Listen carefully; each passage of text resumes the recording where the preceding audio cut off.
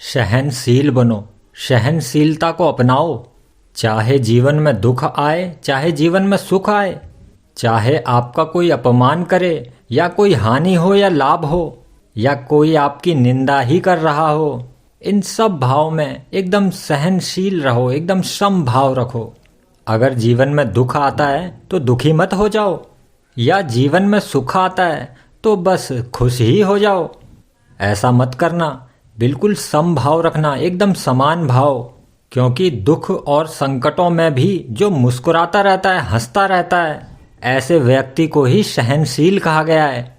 किसी ने किसी व्यक्ति से पूछा कि सहनशीलता आखिरकार है क्या?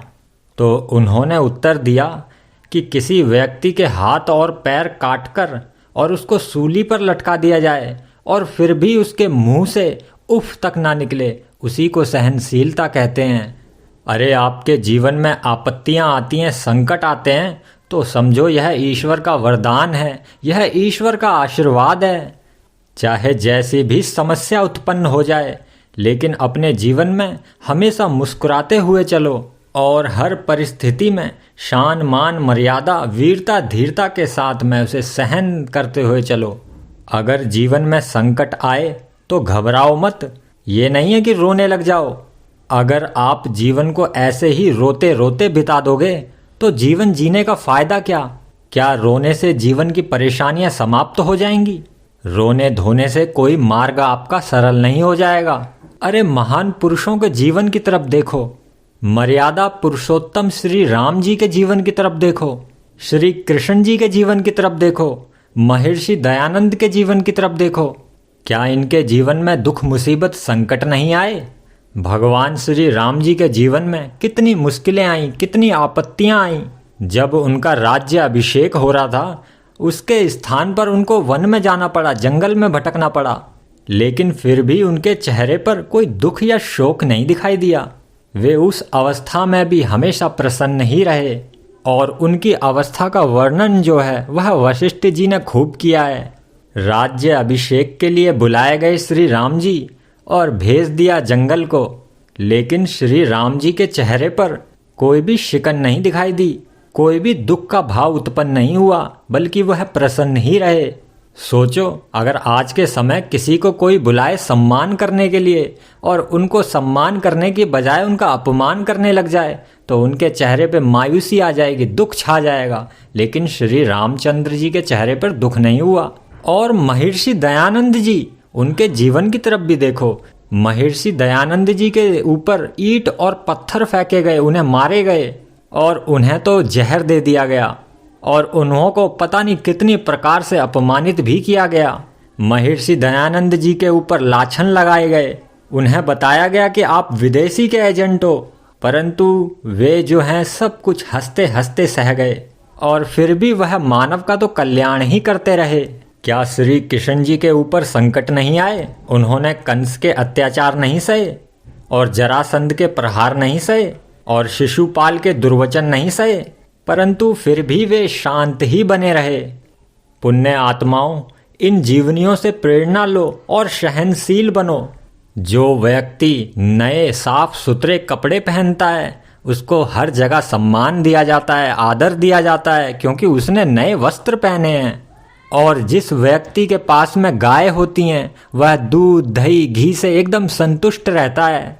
और जिसके पास में गाड़ी होती है वह हर रास्ते को जीत लेता है, वो कहीं भी पहुंच सकता है। लेकिन जो व्यक्ति सहनशील होता है वह तो सब कुछ ही जीत लेता है। इसलिए सहनशील बनो, क्योंकि जो व्यक्ति सहनशील व्यक्ति होता है उसके लिए संसार में कुछ भी करना असंभव नहीं होता। अगर कोई भी मूर्ख व्यक्ति आपके साथ में दुर्व्यवहार करे, आपको गंदी बातें बोले, कटु वचन करे, तो उन्हें सहन करो। उन मूर्खों के ऊपर, विचारों के ऊपर तरस खाओ। कभी ऐसा मत करना कि उनसे बदला लेने के लिए आप भी उन्हें कष्ट देने के बारे में मत सोचने लग जाना। एक बार एक नाव के अंदर कुछ यात्री यात्रा कर रहे थे और उन यात्रियों के बीच में एक साधु भी यात्रा कर रहा था। और साधु जो था वो कोने में बैठा हुआ था, लेकिन कुछ दुष्ट आदमी उस साधु को छेड़ाखानी कर रहे थे, उसे तंग कर रहे थे। परंतु साधु जो था वो एकदम चुप और एकदम मौन था। और साधु के मौन रहने की वजह से दुष्टों का जो था साहस और भी दुगना हो गया, उत्साह उनमें और भी ज़्यादा हो गया। और उन दुष्टों ने संत को डराया, धमकाया और बाद में उन्हें पीट भी दिया संत को। इन सब चीज़ों को देखकर कुछ लोगों को साधु के ऊपर दया आ गई, और जो लोग साधु के साथ में ऐसा व्यवहार कर रहे थे उन लोगों के ऊपर उन्हें गुस्सा आ गया, क्रोध उत्पन्न हो गया। उन लोगों ने संत से कहा कि अगर आप आज्ञा दें तो हम इन्हें जान से मार दें, हम इन्हें पानी के अंदर डुबो दें। इस बात को सुनकर साधु ने कहा, नहीं नहीं नहीं, ऐसा ना करो। इन्होंने जो भी कुछ मेरे साथ किया है ये सारा कुछ इन्होंने अज्ञानवश किया है, ये सारा कुछ यह अज्ञानता में कर गए हैं। देखो कैसी सहनशीलता है, ऐसी ही सहनशीलता आप भी अपने अंदर उत्पन्न करो। लेकिन आज के समय डालडा खाके, भैंस का घी खाके लोगों के अंदर जो है सहनशीलता जो है बिल्कुल समाप्त ही हो गई है, क्योंकि सहनशीलता कहीं पे दिखाई ही नहीं देती। अगर आप स्कूल में जाओगे, विद्यालयों में जाओगे तो अध्यापकों को देखोगे तो उनके अंदर आपको बिल्कुल भी सहनशीलता दिखाई नहीं देगी। ना तो अध्यापकों में आज के समय सहनशीलता बची है और ना ही शिष्यों में आज के समय सहनशीलता बची है। और सिर्फ यहीं तक नहीं, अगर आप कहीं दुकान पे कुछ सामान खरीदने भी जाते हो तो दुकानदारों में भी आज के समय सहनशीलता नष्ट हो चुकी है, और ना ही ग्राहकों के अंदर भी सहनशीलता है। आज के समय तो लोग जो हैं छोटी छोटी बातों पर क्रोध कर देते हैं, बहुत मामूली मामूली बातों पे। यात्री लोग कंडक्टर से लड़ पड़ते हैं, कंडक्टर जो होता है वह यात्रियों से लड़ पड़ता है।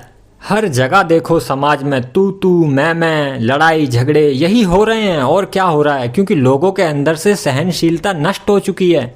इसीलिए आज के समय समाज में, जीवन में, प्रत्येक क्षेत्र में सहनशीलता की बहुत ज़्यादा आवश्यकता है। इसलिए सहनशीलता को अपनाओ, क्रोध को त्याग दो और सहनशील बन जाओ।